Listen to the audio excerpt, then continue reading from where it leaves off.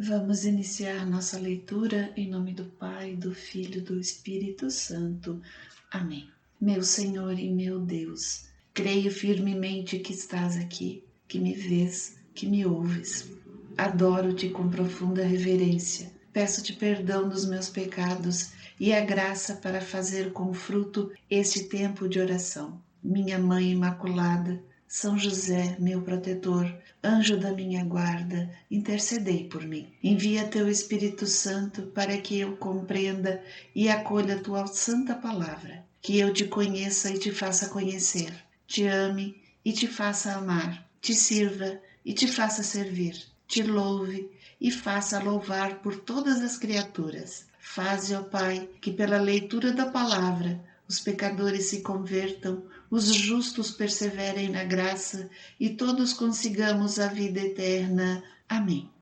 Apocalipse, do capítulo 19, versículo 1 ao capítulo 22, versículo 21.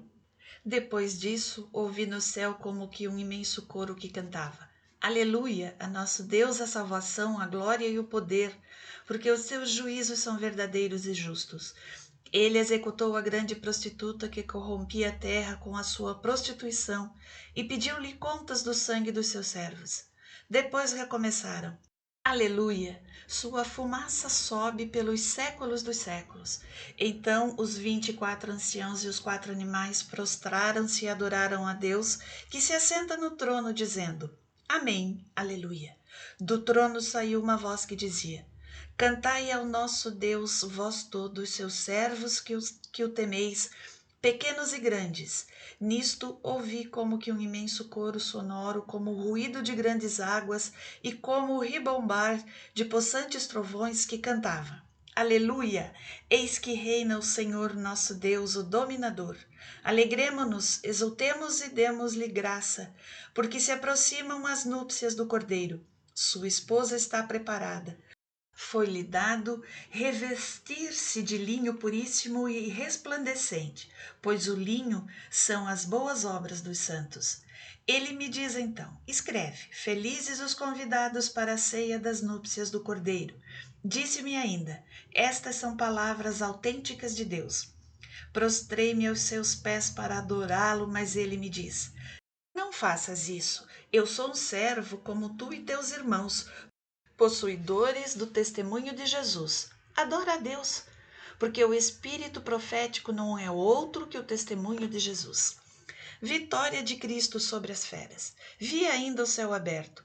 Eis que aparece um cavalo branco. Seu cavaleiro chama-se Fiel e Verdadeiro, e é com justiça que ele julga e guerreia. Tem olhos flamejantes. Há em sua cabeça muitos diademas e traz escrito um nome que ninguém conhece senão ele. Está vestido com um manto tinto de sangue e o seu nome é Verbo de Deus. Seguiam-no em cavalos brancos os exércitos celestes vestidos de linho, fino e de uma brancura imaculada. De sua boca saiu uma espada afiada para com ela ferir as nações pagãs, porque ele deve governá-las com cetro de ferro e pisar o lagar do vinho da ardente ira do Deus dominador. Ele traz escrito no manto e na coxa: Rei dos reis e Senhor dos senhores. Vi então um anjo de pé sobre o sol, a chamar em alta voz a todas as aves que voam pelo meio dos céus.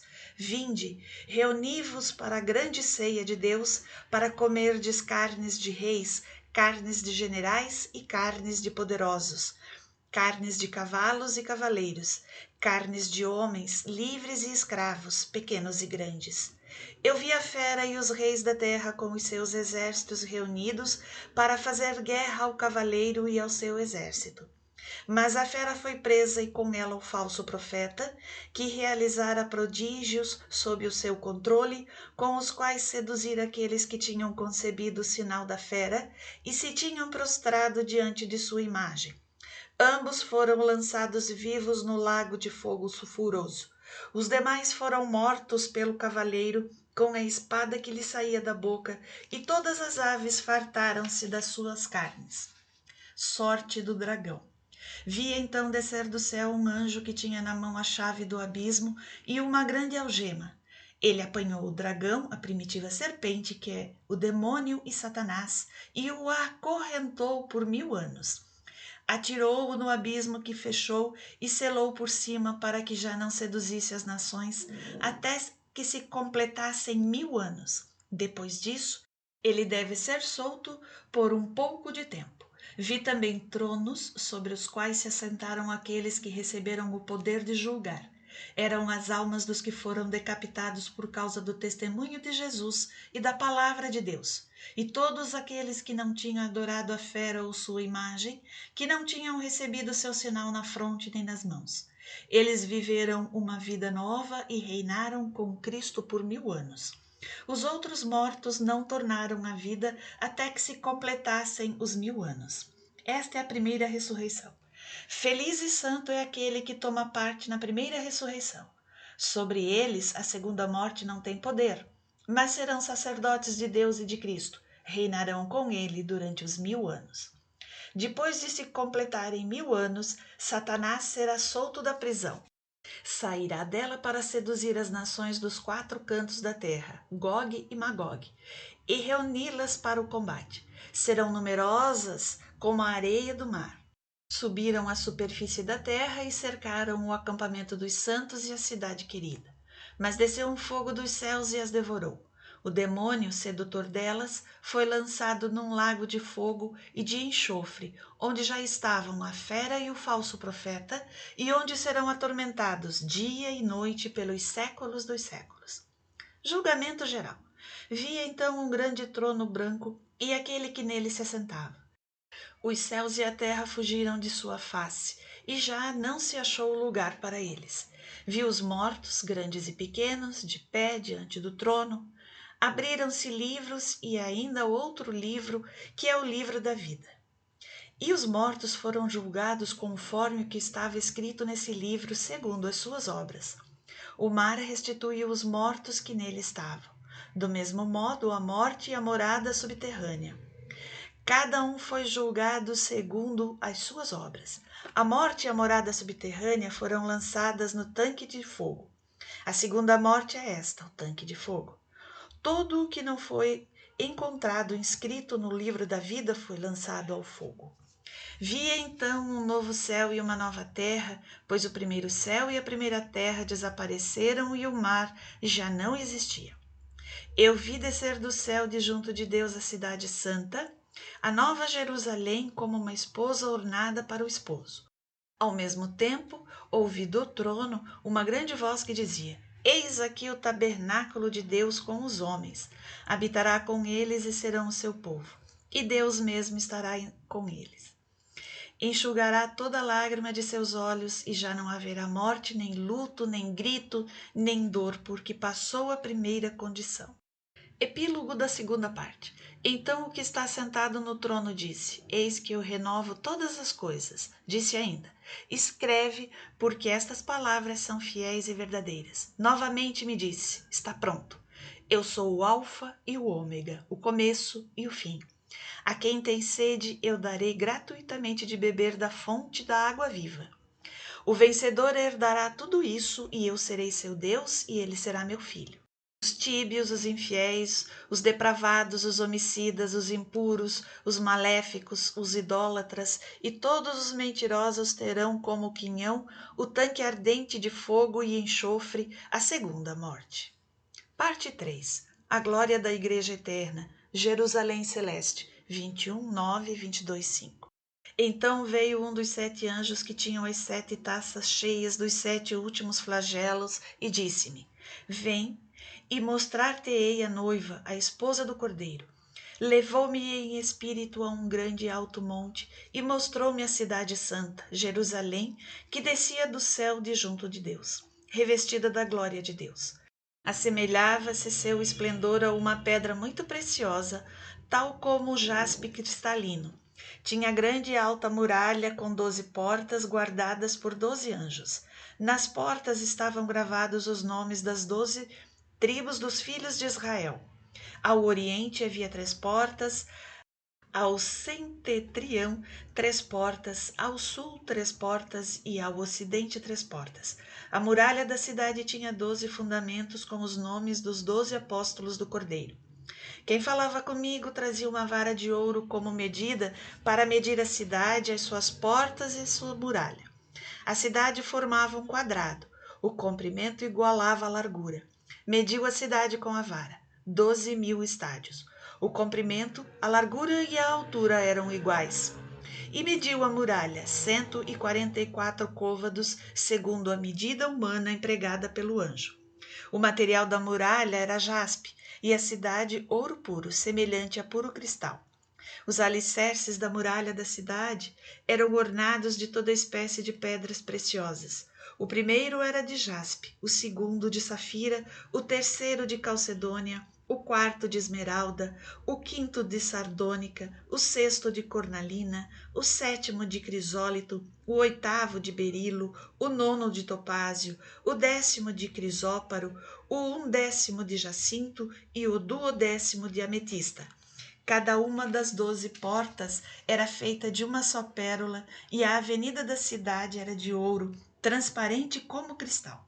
Não vi nela, porém, templo algum, porque o Senhor Deus dominador é o seu templo, assim como o Cordeiro.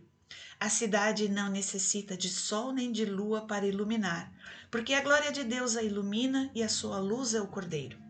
As nações andarão à sua luz e os reis da terra levar-lhe-ão a sua opulência. As suas portas não se fecharão diariamente, pois não haverá noite. Levar-lhe-ão a opulência e a honra das nações. Nela não entrará nada de profano, nem ninguém que pratique abominações e mentiras, mas unicamente aqueles cujos nomes estão inscritos no livro da vida do Cordeiro. Mostrou-me então o anjo um rio de água viva resplandecente como cristal de rocha, saindo do trono de Deus e do Cordeiro. No meio da avenida e às 2 margens do rio, achava-se uma árvore da vida que produz 12 frutos, dando cada mês um fruto, servindo as folhas da árvore para curar as nações. Não haverá aí nada de execrável, mas nela estará o trono de Deus e do Cordeiro. Seus servos lhe prestarão um culto. Verão a sua face e o seu nome estará nas suas frontes.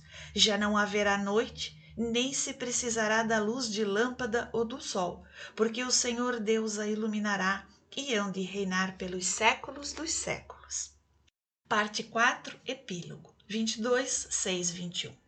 Ele me disse: estas palavras são fiéis e verdadeiras, e o Senhor Deus dos espíritos dos profetas enviou o seu anjo para mostrar aos seus servos o que deve acontecer em breve. Eis que venho em breve, felizes aqueles que põem em prática as palavras da profecia deste livro. Fui eu, João, que vi e ouvi essas coisas. Depois de as ter ouvido e visto, prostrei-me aos pés do anjo que as mostrava.